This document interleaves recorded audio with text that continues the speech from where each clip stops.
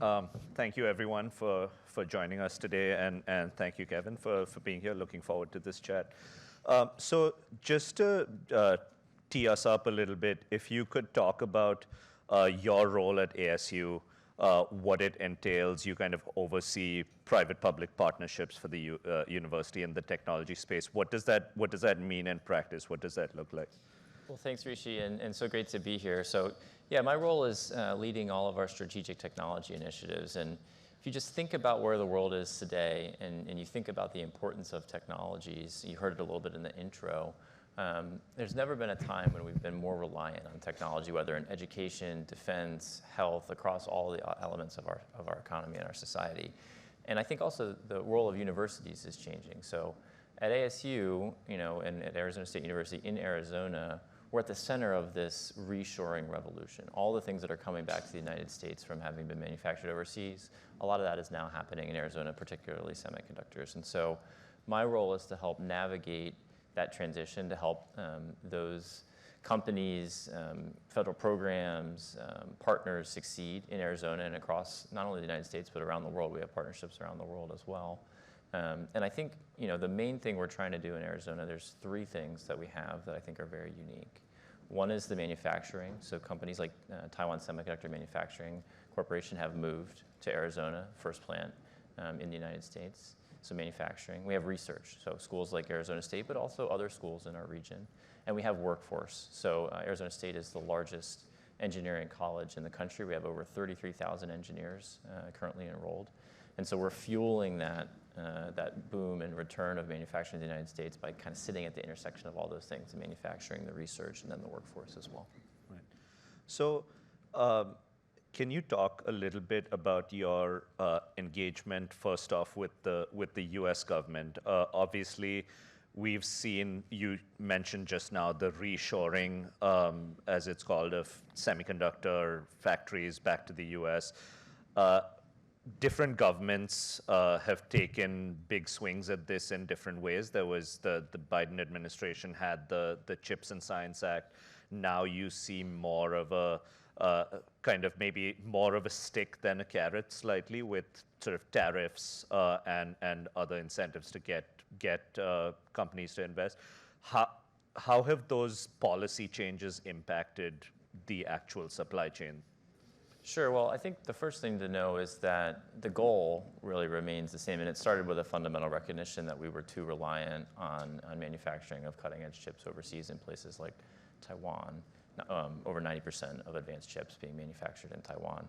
And so, we started with that core insight. We also realized that, that 90% represents the chips of today, but we also need to invent, design, manufacture the chips of the future. And so that's the R&D component. It's not just reshoring the way that things are done now, it's figuring out what happens next and making sure that's manufactured in the United States. So I think that those goals have remained relatively constant across administrations. You started with CHIPS Act actually in the first Trump administration. CHIPS and Science was passed in the Biden administration, and then continuing to implement some of that now in the second Trump administration.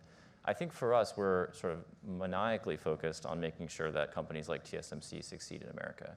And that means giving them the workforce that they need, helping them basically anything it takes to succeed in the United States. That's even for us training construction workers to make sure that we have enough people to build the facilities in Arizona. I think if we think about the different approaches, export controls, tariffs, R&D subsidies, I've always been, focused on what's a combined promote and protect strategy. We need to do both of these things at the same time. I think in some cases we've emphasized a little bit more one or the other, and what I'd really like to see is an integration of the two. And again, promote has mostly been the focus in Arizona and the R&D programs, for example, and workforce. But we need to think about how tariffs and export controls and other things play into that and can incentivize more investment, more partnership, not only in the United States, but then in some of the places around the world, which I think we'll probably talk about in the rest of this conversation as well. Right. So I do want to ask about you're at the core of kind of the talent piece of it and building that talent pipeline. What are the biggest kind of challenges that you see for that talent pipeline? We've seen a lot of changes on immigration, a lot of it impacting universities and students coming into the United States. There's also building that talent pipeline from the ground up, say, a lot of policymakers have talked about starting in like high school or middle school, but that takes time. So where do you see those gaps, and how are you kind of thinking about those challenges? Yeah, I think to set context, I mean, if you look at the needs in the semiconductor industry, we have to fill about 1.4 million additional jobs by 2030, which is just a massive growth in the industry if you project out all the investments in the United States. And even ASU, we've scaled dramatically our engineering college. We were about 20 years ago, we were about 5,000 students. Now we're over 30,000 students. So we've more than 5x the number of enrolled students in engineering. But even that's not enough. And so we've had some lessons and things that we've learned about, especially about semiconductors. So one is it's a very hands-on activity. It's not necessarily enough to just take a class, learn it in theory. I mean, you're operating $100 million, multi-million-dollar tools. And so that can mean spending time with the equipment. And most companies are not necessarily comfortable having a student mess around with a $200 million tool and learn how to use it, not having experience with it previously. So we've tried to create these areas that are safe for students to learn and still have access to these cutting edge tools, but in a more learning-friendly environment. And that's sort of like the facilities that we operate. But then there's even more simple things like, if you want to get to over 30,000 engineers in your engineering college, you have to make sure more people can do calculus. You have to lower the barriers to entry for engineering, which typically is math. And so we have a lot of interesting and really effective approaches to make people just more likely to succeed at calculus and some of those early engineering prerequisites that often weed people out in college, but shouldn't. We can be better at getting people through that pipeline and all the way to the other side to a job in the semiconductor industry. Right. And have you, real quick, before we move to the more global side of things, have you seen any significant shifts in where those students are coming from, which is a global question, I guess, and also what their priorities are in terms of what they want to achieve in the space? Yeah, I mean, students are smart, right? They look at the news, they see the investments in Arizona in semiconductors, and they know that there will be jobs there. We also are one of the largest destinations specifically for Indian students in the world, and we have a very strong engineering pipeline and talent pipeline from India. I think that's critical to making sure that the industry succeeds not only in Arizona but across the country. And we also have some interesting programs that allow foreign students to stay on an entrepreneurial basis to work in these companies, but also to have a visa to stay and start companies, which we think is also really important for the semiconductor industry, not just the big manufacturing companies, but also these small, innovative companies, which we're seeing more and more of in Arizona. Right.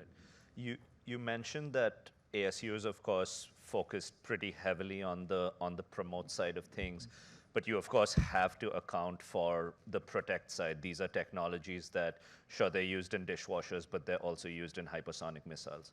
So how do you see your piece of that, and what kind of I should also add that you spent a decade working in government exclusively on the protect side in the Defense Department at the NSC. So what kind of guardrails do you have to put on, and are you seeing kind of taking shape now more broadly on that side? Yeah, I think we should always want to focus on research security for a lot of reasons. One, we don't want the technology that we fund and develop with U.S. taxpayer dollars to be sent to our potential adversaries. So obviously, we want to make sure we protect these things. Second, if you're a faculty member and you've developed some novel intellectual property, you shouldn't want someone to take that and commercialize it. You should want to have the opportunity to see that through to impact. So first, it's a cultural shift to make sure that our faculty members and our team understand some of the security threats that exist out in the environment. I think this is, if you look 10 years ago, it looks a lot different than it does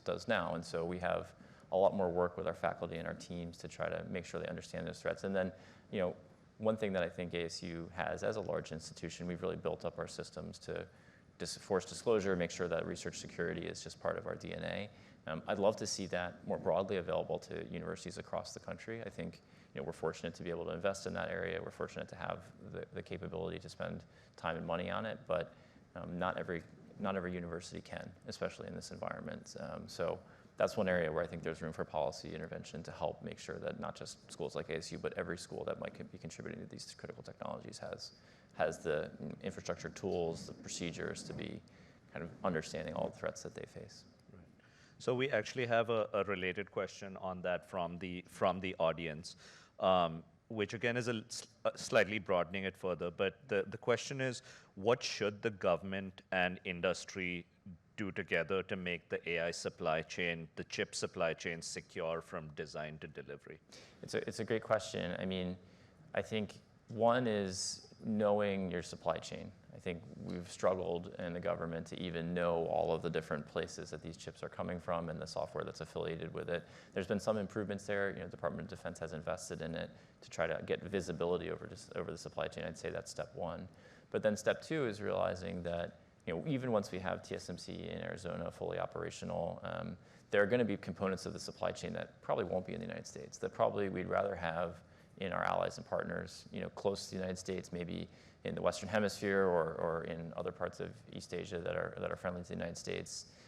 But we need to be intentional about that. We need to make sure that we have that visibility, but then also that understanding of where these, and training up those countries, the workforce. And there's a lot of pieces to it, but I think a much more intentional approach and being clear-eyed that there are going to be need for some of these parts of the supply chain to be overseas, and we'd certainly rather have that in an ally or a partner nation. Right. Can you talk a little bit more about that? You mentioned some of the East Asian countries. We've seen with President Trump's trip to the Gulf, we saw huge numbers, many big deals signed. They're building data centers. They're trying to develop their own. Everyone wants kind of a piece of this. How do you coordinate that and without preventing a sort of arms race between every country, because everyone wants all the fabs to be on their soil, right? So how do you balance that? It's a great question. I think the first step is being realistic about, you know, any country in the world has a place in this supply chain, but being realistic about what that place looks like. You know, in the Western Hemisphere, we've had a lot of interest from countries like Costa Rica and Panama. These are part of a State Department program called the International Technology Security and Innovation Fund, and we're trying to build them up to be ready to be part of this supply chain. So I think the United States has to play a coordinating role in that. Otherwise, to your point, there'll be, you know, competing investments and arms race and investments. And then for the countries themselves, it's really being, you know, clear-eyed about where do they fit. And one thing that ASU I think has done quite well is helping those countries, along with other partners like the OECD, do a map of their strengths and weaknesses, figure out where they should start, think about really deeply what the right first step in terms of educating part of the workforce or maybe trying to attract particular investments. Because like you said, every country is not going to have a fab, but every country could play a role in this. I wanted to ask about some of the pressures on what you just outlined. We've seen over the past 8 months, we saw something similar in the first Trump administration, but it's really been kicked into overdrive, where allies and partnerships are maybe a bit more fluid than they've been under other governments. We mentioned the tariffs and the trade pressures. A lot of that have hit some of the US's closest allies. How do you kind of insulate the chip supply chain from that? Like, how do you prevent disagreements in other areas from bleeding into this and impacting how we're able to kind of keep the supply chain going? Yeah, I mean, the first thing I think is knowing and just recognizing how globalized the supply chain is and how dependent we are on so many different countries, and particularly close allies like, you know, the Netherlands, for example, creates one of the most important parts of the supply chain, which is called ultraviolet ultralithography, which basically is the scanner for the factories, the key chip-making device. So first, you have to know that we're going to be dependent on these partners, and the second is, you know, as a university, we're trying to, regardless of tariffs or other actions by the government, make sure that we have these close research ties and also workforce ties, so people can move back and forth. So we think that kind of sustains no matter what. But I do think, you know, even for our own facilities, we run a large research and development fab. We're very dependent on imports from Japan, also from the Netherlands, other places as well. And so, you know, we have an interest in making sure that we still have access to all of that equipment at a reasonable price, because obviously we're competing with industry as well to be able to facilitate and make our fab effective. Right. And real quick, I wanted to ask about, we've talked a lot about allies and partners. The one big adversary in this space from Washington's perspective is China. you worked a lot on this issue when you were in government. What are you seeing with what China is doing? There's always this debate of whether China is ahead in its domestic semiconductor manufacturing or not, but like what worries you the most when you look at China? Yeah, I think we've taken an intentional approach to trying to always be ahead on the technology that produces chips. I think China is very focused on catching up, and they will invest basically whatever it takes to have the same types of technologies that we have here in the United States. I think the main focus from our promote side is we have to run faster, and it's not just about reshoring, as I said at the beginning, the types of chips we make today, it's what's the next generation going to look like.